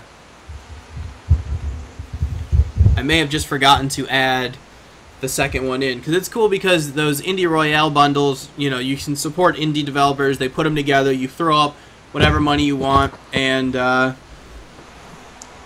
you help out the indie developers, plus you get some cool stuff, so it's pretty cool to get those. I'm going to think of ways to stall for a second here. So what I'm going to do is I'm actually going to I'm going to post the link for the Steam group, so you can actually go into the Steam group, join it, join the Steam chat, hang out, all sorts of fun stuff. So give me 1 sec here and I will do that. Yeah. Here. Also, I should note that if any of you go to video game conventions, so far Carbon Games have been really good at showing up to the PAX East and PAX Prime, the PAX conventions. So, and they give out fun, awesome things. I know PAX East last year, or this year, I went and got a card that gave me 3 new pilots, which are awesome. And I also got another card that was worth 1,000 diamonds in-game currency. Not kudos, diamonds. You know what? I should have found that. I somewhere in my house I may have an extra card for. I do. I have an extra 1,000 diamond card. I might actually have Gabe and Tycho card somewhere in my house. That's probably rare right now. Sweet. I should drop it on the stream if I could find it. So I'm getting ready to get the link off for this group. Sorry it's taking a little bit. Obviously when you're streaming everything's a little bit different because you don't want to sound like a moron. However, I do a good job at sounding like a moron, so yeah, I came onto this stream expecting entire embarrassment, so so far I've been doing pretty good at that. Oh, I have just been... I need to find the link before I start talking about it. Alienware.com. They have the thing called Alienware Arena. And it is like a... I don't know how to explain it. Like a PC gaming community for Alienware people, but it isn't... You don't have to like own an Alienware to be a part of it. They do lots of sweepstakes and giveaways, and I know that AirMech should still be on there. I'm going to try and find the link. But it gives you 1,000 diamonds and a special pilot if you redeem a code. You have to sign up for it, which is annoying, but it is 1,000 free diamonds for nothing. So I would love that. If I can find the link. It's been posted. Here it is. I'll put it in the Twitch TV chat.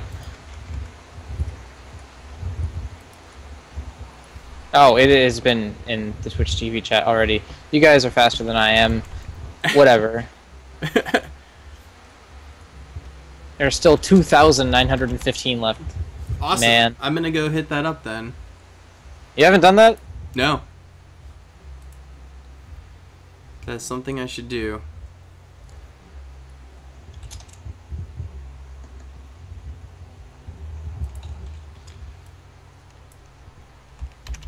Alright, so I am going. I have the new items because I have the code to redeem them. Hopefully by the time you see this on stream, it's already used, so you don't redeem it. Or I could turn it off. No. I'll leave it Death. on. There's my referral code. Actually, give me 1 sec. I will be right back. I'm going to shut off my AirMech. You can still hear me talking. Just unlock the graduation cap and the IR companion in game. So let's pop that out there. Let's see if I can. Oh, and you know what I'll do while I'm stalling? I will show you all the boosts and all sorts of stuff in the menu. Oh no, my IR companion. Oh, Indie Royal. Okay, so you know what? I'm pretty sure that I either used it or I don't know. Here, someone feel free to try that. I think I already have it, so that's why it didn't let me do it. All right. Is that for Indie Royale? Yeah. I'll give it to. I'll steal it. You know, just grab it. Whatever. I think I have to restart for those to show up. Oh well, then I won't do it right now. Oh no. Okay, so there's my graduation cap. That's what I just unlocked. You get persistent experience. They did this for the graduation bundle. Indie Royale. There's Indie Gala. There's the Humble Bundle. Those are all those indie bundles that. You can get lots of awesome games for cheap. Usually they support charities with it too, which is awesome. So it's definitely cool to see AirMech jump on that and, you know, start giving out items. Because obviously the game is free to play, but, you know, as noted by the fact that I like my bunny, exclusive items in the game is definitely a plus.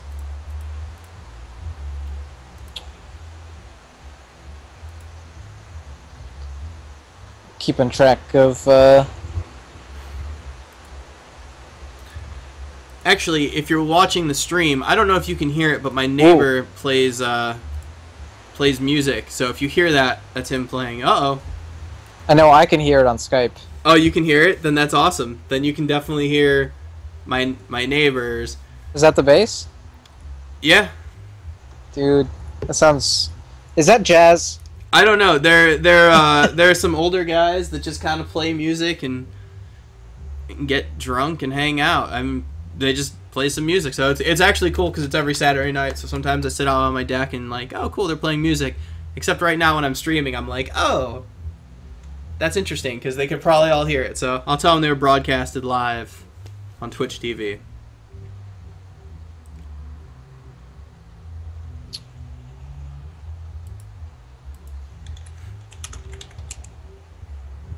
I'm sorry, I'm silent right now. I am keeping track of the Steam chat, making sure that I know what's happening.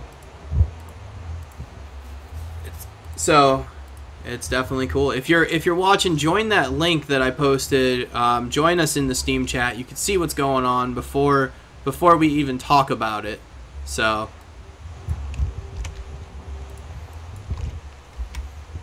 join us.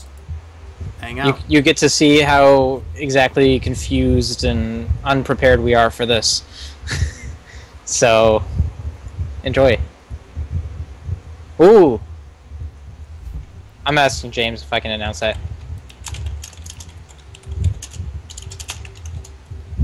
Oh, this would be so cool. The bunny ears do not pop out. I saw someone was asking that.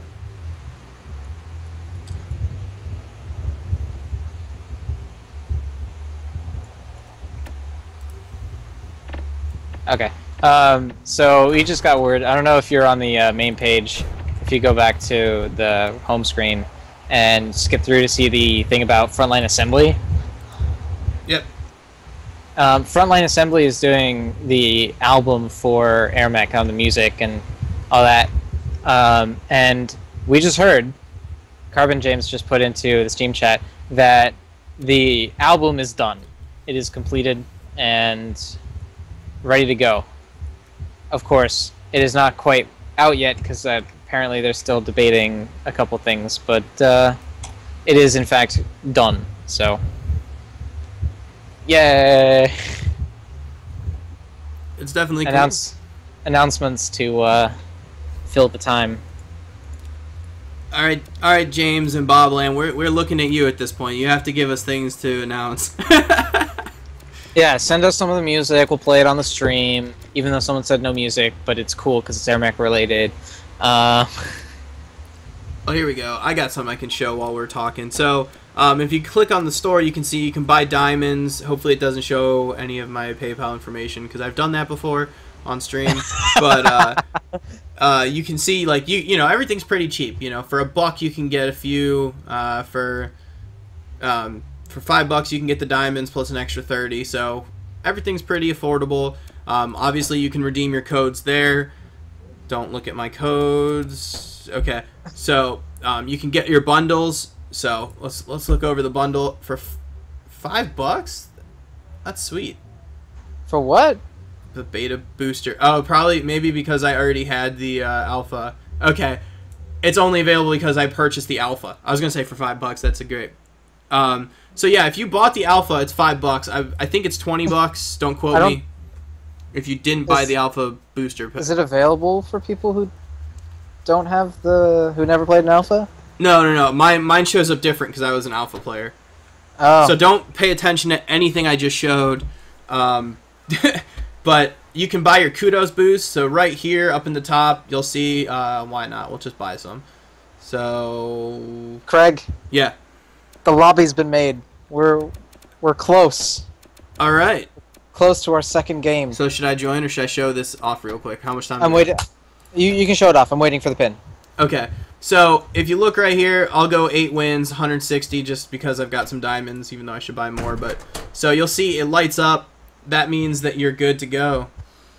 So you're gonna get plus kudos, which is what you use up here. It's like a currency. You can buy your XP boost, which is cool because it helps you level up, obviously. I just like seeing it show up, so why not?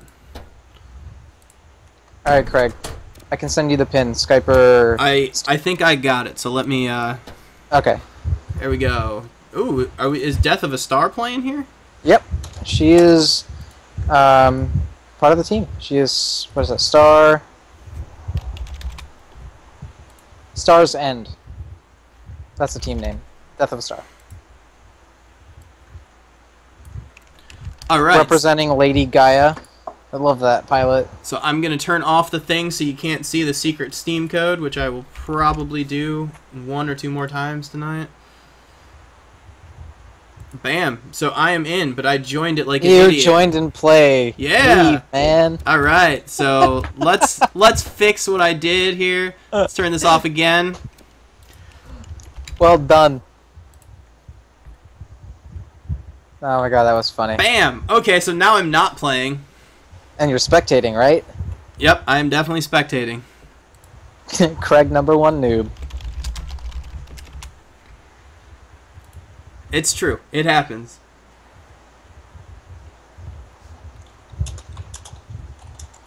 So, we're about to get this match going on. They are talking crap about me in the lobby, which is funny because I can't even defend myself. Awesome. So this is basically it. We're going to be seeing, let me get this, I'll get the thing ready on the top so I can actually tell you who's playing, maybe, if I'm good. So what teams do we have here? Who's on red, or who's on green? What's their team name? Star's End. And that is composed of Death of a Star, and you'll see Bobland, I think. His name is Matt. And he's actually one of the developers for the game.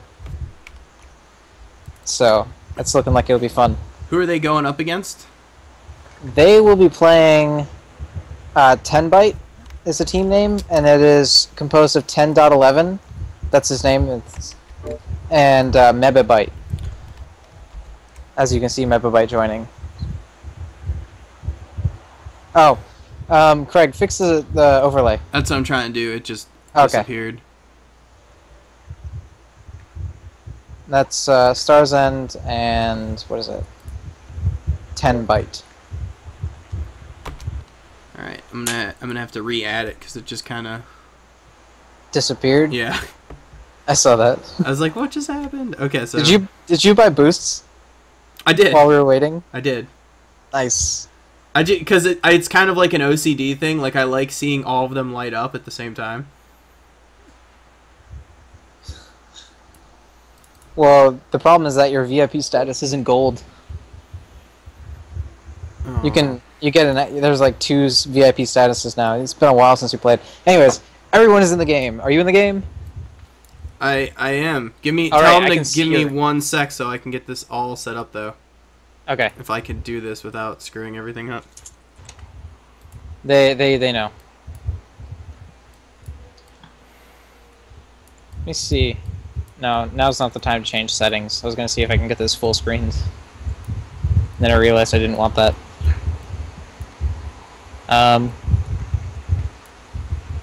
Look at that stream. Oh yeah, you guys are all watching me fail with that. All right, so let's pretend that I didn't fail with that. We've got. What are you doing with the overlay? I'm trying to. I can't see your screen. Oh, okay. So what was it? Star End. Star's End, on the green team, and it was 10 byte on the blue team. 10 number 10 or spelling 10. Spell 10 and then BYTE. All right, so here we go.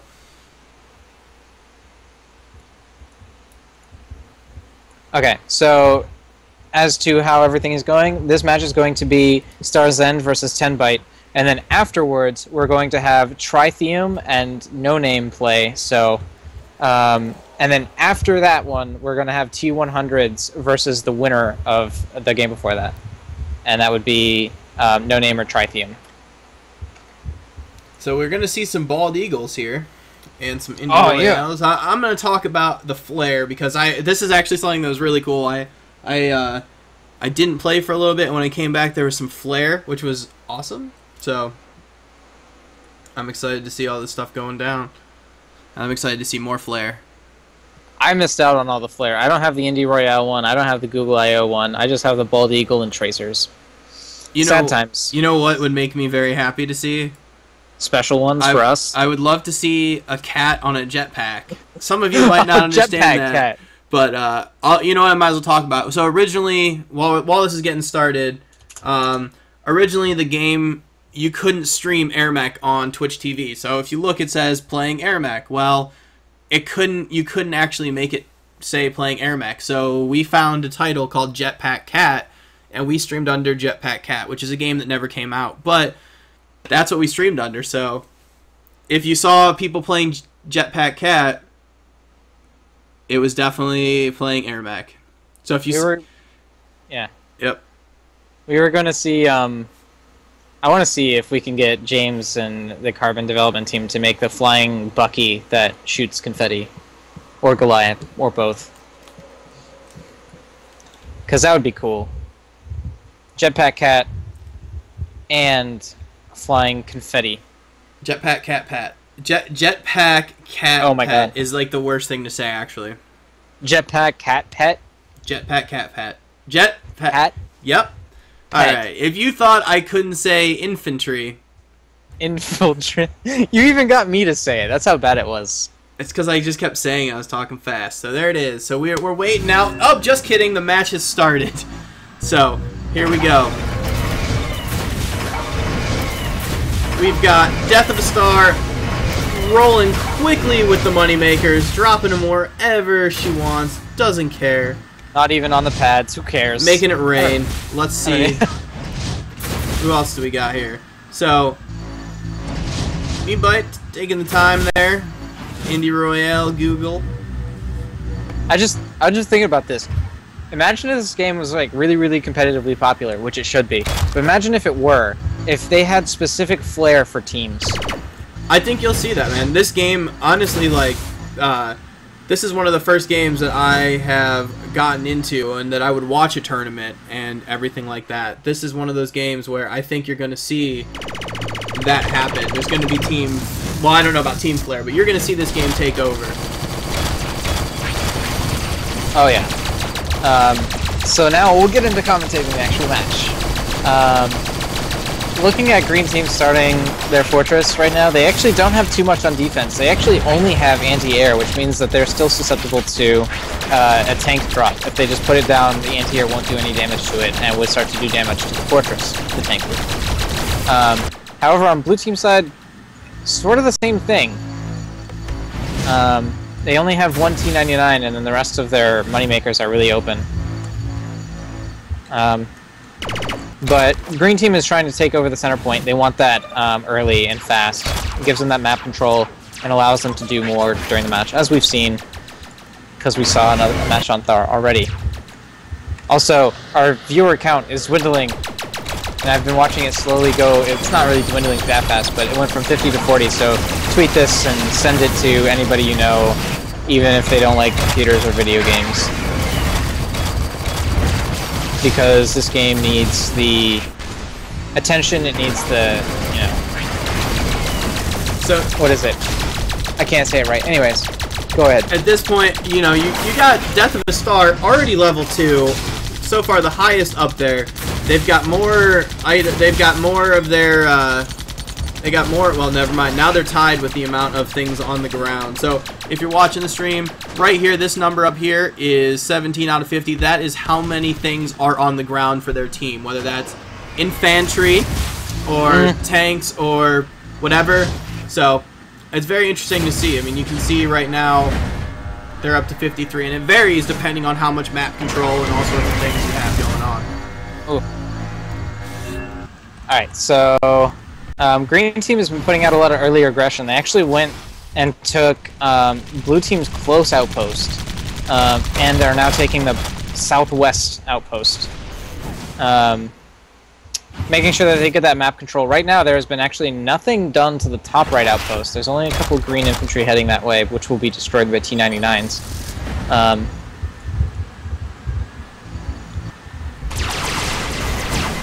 And already, look at what's at the front of the green middle outpost. I see 3 Geminis and a Seeker and a Ratchet, which is a pretty good push force, especially in this early part of the game. Oops, I just forgot. I just turned on colorblind mode. So that's another option that you have in this game. You'll see that the arrows are up there. I meant to stream with colorblind mode before, so.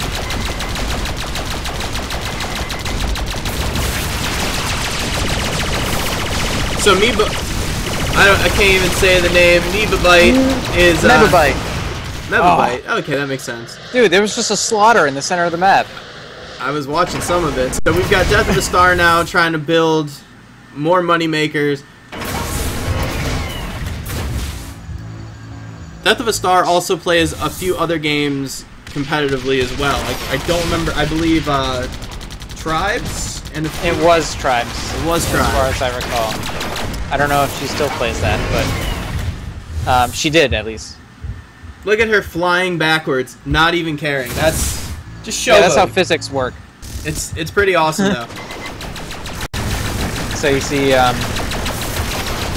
blue team trying to push back this early aggression, because already they seem to be zoned out of the rest of the map. Yeah, blue is already cornered up here, so let's see what's going on in blue. They actually don't have too much for defense. They have a couple Seekers, which are good, but if they came in with just a tank push, I don't know what they could do to stop it, besides bombs or mines. So, what they really need to do is make sure that they get this close outpost that green controls, and push out from there. But you always have that looming attack force on that middle point bridge.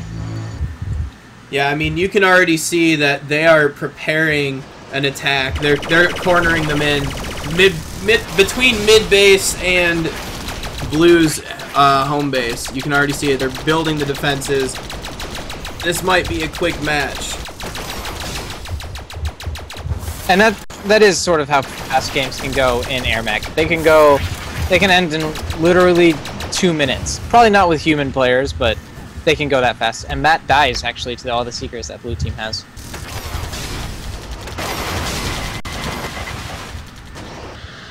Yeah, but matches can go really, really quick. I I know AI matches, we once had a little mini contest where we all just figured out how fast we could kill the AI. The fastest I got was 2 minutes and 40 seconds, but I know people have done better. 10-Dot has the right idea here. He's trying to take out the entrenched position on that cliff. That's a very common strategy on Thar, is to take that cliff and then use that to assault the other team's base. Mebabite almost died. Oh, he does. Bobland saw him, made sure that he didn't leave alive.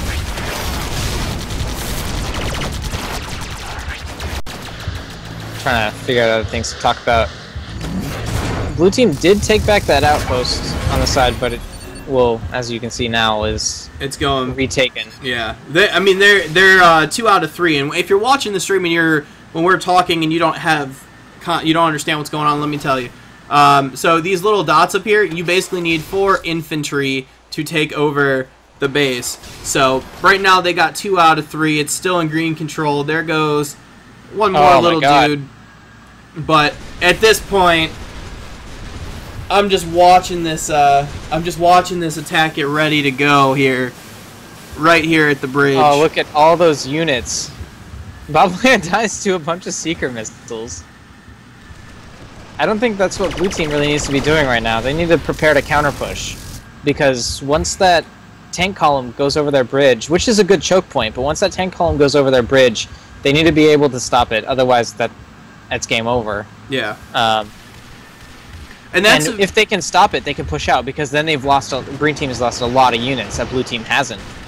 They're sending right now, and it's a good strategy, because if you look, there's not just ground units. There's also air. There's a seeker, which is this guy right here. He's gonna shoot the plane. So if you're driving there and you're in AirMech mode, and you're in either mode, yeah, you're gonna get destroyed. And there it goes. Here's the push. I mean, we'll see what happens here. This could be. There's nothing protecting this. I see heavy mines coming out, but that's their only salvation are heavy mines right now. They're not even making it. I mean, they just put a repair bot, so they're too slow to build, though. Oh my god! Look at those defenses just drop.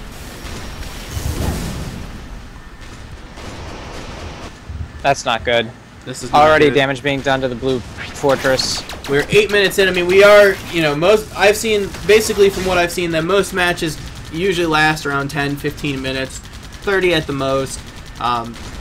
Well, 30 is when the point. I think 40 is when it lasts forever. We got a push going here on green, which they're holding off pretty well. I mean, in theory, they've taken out a bunch of tanks, but now they're open. Now it's just fair game to get in. Oh my god, look at all the damage that's being done to the fortress. Death of a Star is already level 7. Man. If she wants to be very aggressive, she could drop a few Goliaths. She doesn't even have time to build them. No. It would take 20 seconds to build. That's already game 1. That's game 1. Wow. Now the thing is too is that, even though the blue team lost this round and it was kind of quick, that can change in a second. It all depends on map placement, your first moves, everything like that. So it's going to be interesting to see the bounce back here. It's entirely possible that, this map wasn't their best. They haven't practiced for it, or, they just came a little unprepared or got caught, side blinded or something like that. And that's why they're able to choose the loser gets to choose the second map, because that might be their strongest